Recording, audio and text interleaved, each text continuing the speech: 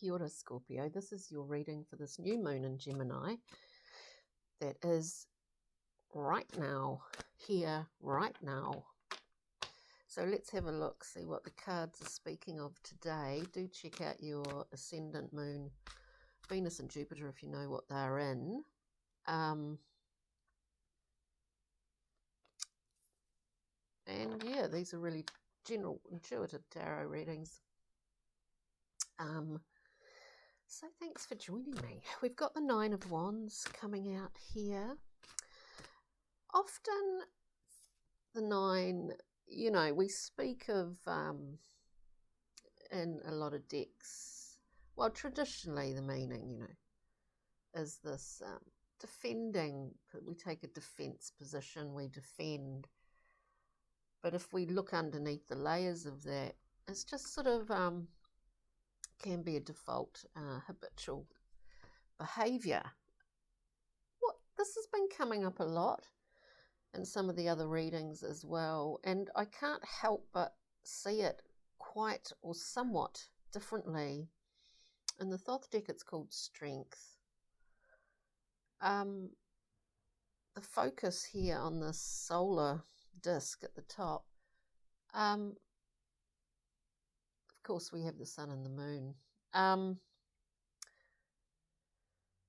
That the sense of expression of will by that ninth wand is somehow dampened, and hence we have a defensive default mechanism in terms of behavior. But the way that I'm seeing this card actually is in a very strong, is from a different perspective than that.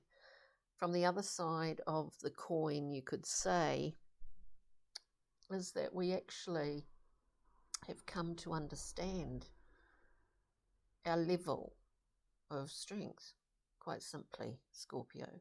With that, we've got the Three of Discs. This is works in motion. Very strong little pyramid here. Collaborations. Working with others. We will go through projects on the go. Building a new foundation, actually. Maybe based on your new sense and new perspective of your own strength. So let's just keep going. Oh, pardon me. We have then, and I do believe this is the case, we have the Six of Swords, traditionally moving through that emotional landscape to a calmer place psychologically. A calmer place, very balanced card on in that point on the tree of life being a 6, you know, balance, harmony, beauty, tipperat, all those wonderful things. So Scorpio, it's like you really are moving in some ways to a calmer place. We then get the 5. We got 3 cards coming out then. We've got the 5 of Swords, somewhat conflictual.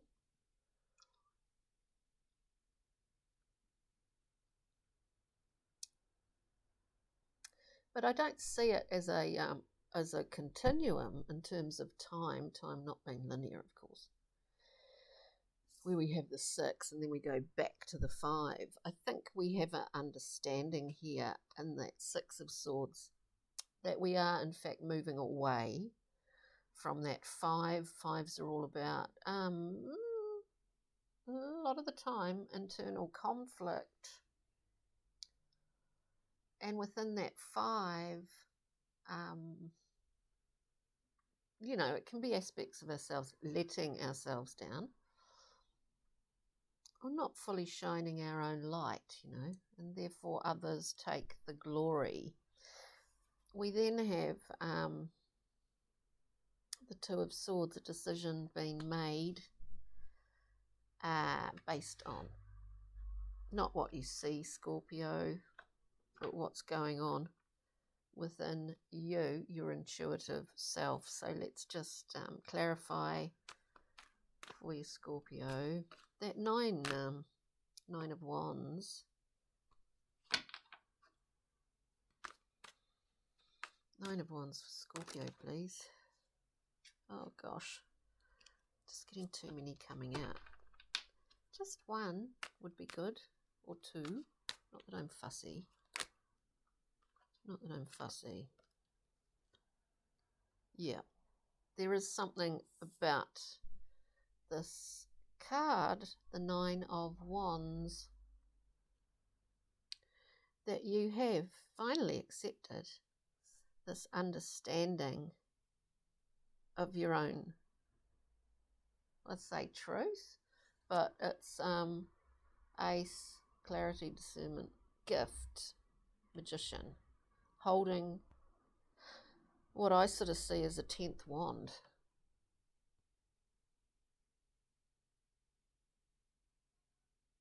You know, it's what I hear. Scorpios, that no one else is the ringmaster here. You are.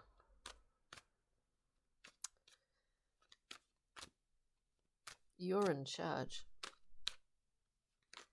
which is interesting. Three of Discs. Again, another three. We understand this. There's a lot of enjoyment in this. We have the Three of Discs. To clarify it, the Three of Cups. There's a lot of enjoyment here. Master of your own ship, ringmaster, is, you know, there's great joy and celebration in this collaborative thing that you're involved with and that you are kind of in charge of. Let us look at the Six. But it's attracting like-minded people. Six of, what did I say? Six of Swords. We have the Chariot. The Chariot's taking that Three of Discs, you know. We're coming out. We're moving across the water really quickly. So I just see a Scorpio at a point where you're really sort of balanced. I mean, psychologically, you're in a really good position here. Five of Swords. What is the Five of Swords, please? Excuse the noise from the roadworks. Look, Five of Swords. There was a point where you decided, well, look, I'm not going to throw myself up against brick walls anymore. I'm just going to really have a good look within. And this is what I'm getting from this. We have to clarify that Five of Swords, the Emperor, a power that is external, that somewhere along the line you've understood how you, it's not a power-hungry thing, but it's how you can be. You can hold this position in a really productive, collaborative, collective, positive way that involves other people as well. You're able to do that, Scorpio, because when we look at that Nine of Wands strength in the Thoth deck, we see in the Morgan Greer the Strength card, which is the Strength card. We're taming the beast. Metaphorically speaking, the beast of the mind. You're in a much calmer place. And you've managed, I think you've managed to get to this point because of seeking out like-minded people, Capricorn. I do see that.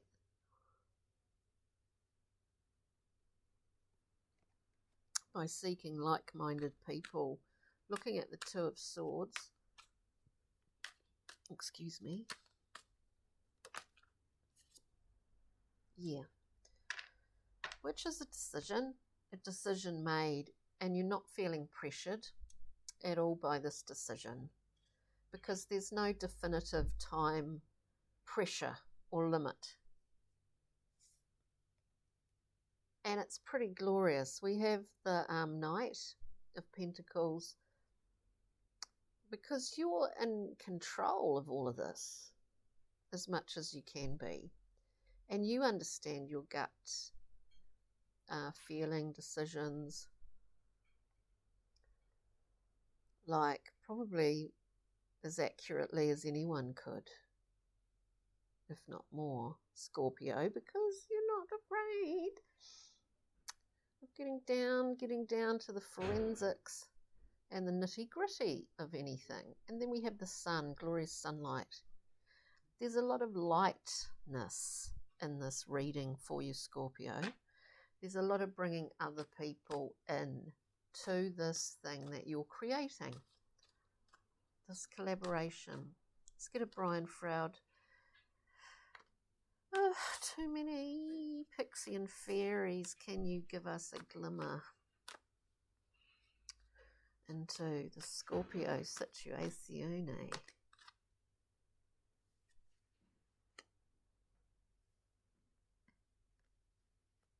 Yeah. Up. Look, that's far too many again. I'm not going to do this like 8 cards or something. Just a couple, please. Thank you. Yep. So, thank you.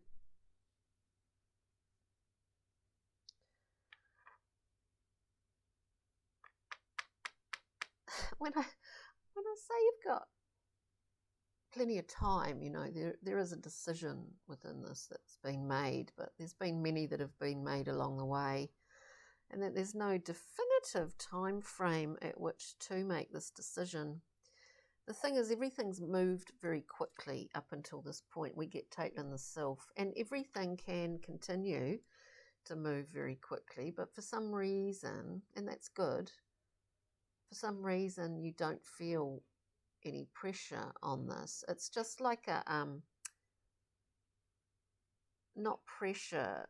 It's not pressure. It's like an infusion of effervescence, of energy, of lightness, of a sort of high frequency Scorpio. And with that we have the Master Maker. We have the Master Maker's hot little poker that we achieve with this card. We have achieved a level of mastery, and there's no two ways around that. And it is seen by others, Scorpio. So, interesting reading. Let's just get an art oracle card, because these are quite light and nice. Life work, or life work art inspiration. So just one card for Scorpio, please. Oh, Jean Cocteau. Wonderful. Jean Cocteau.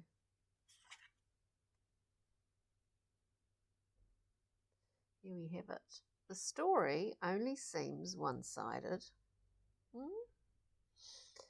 There's no such thing as a happy ending. Oh, come on. And find your future in the past.